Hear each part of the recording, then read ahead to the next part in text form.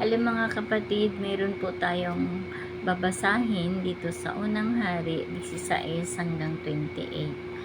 Sa ang mahusay na paghatol ni Solomon. Itong si Solomon mga kapatid, anak to ni Bathsheba at ni King David. So, siya yung pumalit kay King David sa pagiging hari. Basahin natin to at marami tayong mapupulot dito na katuruan sa ating mga buhay. Sabi dito sa 16, may dalawang babaeng bayaran na pumunta kay Haring Solomon. Nagsalita ang isa sa kanila, "Mahal na hari, ako at ang babaeng ito ay nakatira sa iisang bahay. Nanganak ako habang naroon siya sa bahay. Pagkalipas ng 3 araw, siya naman ang nanganak. Kaming dalawa lang ang nasa bahay at wala ng iba." 19. Isang gabi, nahigaan niya ang kanyang anak at namatay ito. Nang maghahating gabi, bumangon siya habang natutulog ako at pinagpalit ang mga anak namin. Inilagay niya ang anak ko sa tabi niya at ang anak naman niyang namatay ay inilagay niya sa tabi ko. Pansinin po natin yung sinabi niya. Natutulog daw siya. Tapos sinabi niya na habang natutulog daw siya, yung patay na sanggol inilagay sa kanyang tabi at yung buhay kinuha ng babae. Tulog siya, tulog. Pero ba't niya alam?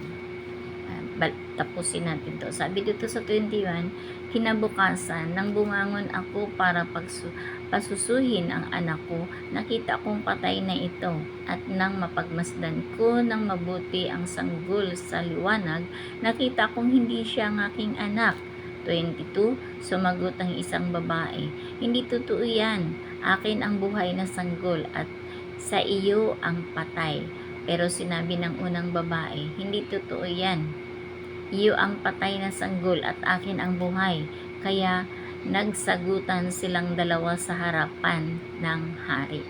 23, sinabi ng hari, ang bawat isa sa inyo ay gustong angkinin ang buhay na sanggol at walang isa man sa inyo ang gustong umangkin sa patay na sanggol. Kaya nagutos ang hari na bigyan siya ng espada at nang dalhan siya ng espada, iniutos niya, hatiin ang buhay na sanggol at ibigay ang bawat kalahati sa kanilang dalawa. Ito natuloy. Galit na tuloy ko si King Solomon. Pero tingnan natin, sabi pa dito sa 26, dahil sa awa ng totoong ina sa kanyang sanggol, sinabi niya sa hari, "Maawa po kayo, mahal na hari. Huwag po ninyong patayin ang sanggol, ibigay nyo na lang po siya sa babaeng iyan." Pero sinabi ng isang babae, "Hatiin nyo na lang po ang sanggol para wala ni isa man sa amin ang makaangkin sa kanya." Tingnan mo ugali nito. Tingnan mo, isa sa mga sinasabi lang niya, nagpapahalata lang talaga na hindi niya anak yung buhay. Kasi parang, alam mo yun, sa salitang Bisaya, nangaling among. Sadya, yan. Yan, sabi pa dito sa 27, pagkatapos sinabi ng hari, "Wag nang hatiin ang buhay na sanggol. Ibigay ito sa babae na nagmamakaawa na wag itong patayin dahil siya ang tunay na ina." Ayan.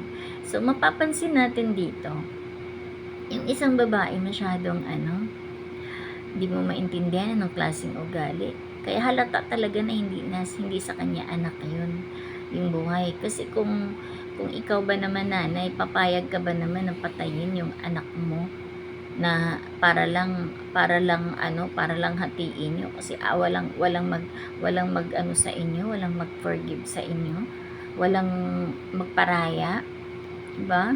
So dito malalaman mo na agad na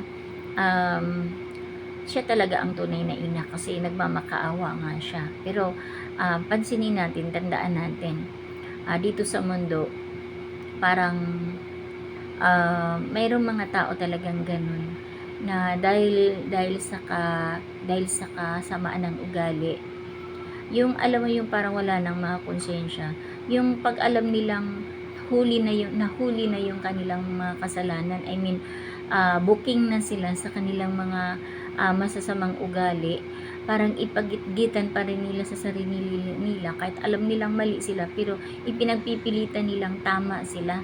Kaya kung mapapansin natin, itong babaeng ito na parang gusto na nga lang niyang patayin yung bata, masasabi mo rin na kung siya naman ang tunay na anak, ay na magulang, na nanay, dahil sa kasamaan ng kanyang ugali, pwede rin gawin niya yun. Amen. So, mahalaga talaga na meron tayong takot sa Diyos. Kasi sa oras na mawalan tayo ng takot sa Diyos at masanay tayo sa pagsisinungaling, masanay tayong gumawa ng kasalanan, magsalita ng kasinungalingan, kapag nasanay na tayo, papasok na doon yung pride ng tao, na kahit alam niyang mali siya, ipinaglalaban niya. Kumbaga parang pinagitgit na parang alam mo yun, yung parang gusto na lang yung mamatay doon sa kasalanan niya na yun, doon sa kasamaan niya na yun. Pwedeng ganun, may mga taong ganun. Kaya lagi nating tandaan na kapag alam natin na mali, hindi naman masamang aminin kung ano yung tama. Hindi naman masamang sabihin, sorry, mali ako, sige, ikaw na. Diba? Masarap pa rin yung magsasabi ka lang ng totoo. Di baling mapahiya ka. Diba? Di baling mapahiya ka, ang importante, nagsasabi ka ng totoo. Diba? Nagsasabi ka ng totoo. Hindi mo dapat ipaglalaban yung mali, kasi doon sa maliit na mali, kapag pinaglalaban mong tama ka, mas lalala pa yung magiging kasalanan mo, hanggang sa magulat ka na lang, parang hindi mo nakilala ang sarili mo, na siguro halimbawa tulad ng babae ito, kahit anak pa niya yun, dahil pinapairal niya yung kasamaan yung kanyang puso, mas gusto na lang niyang patayin yung bata kaysa naman mapahiya yung sarili niya. Yun yung dulot ng kasamaan, na pwede mong ipaglaban yung mali kahit alam mong hindi maganda, pero dahil sa garbo, sa pride, yun.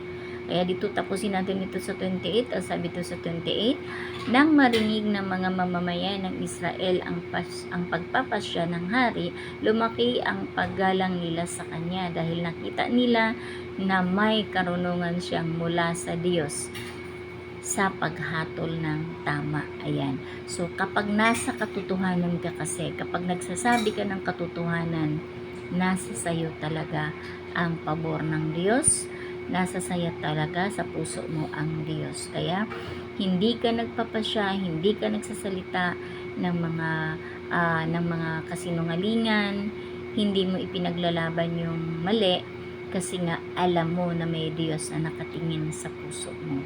Ayan, so magandang gabi mga kapatid. Maraming salamat sa panunood. Thank you for watching. God bless you all. Ingat tayong lahat.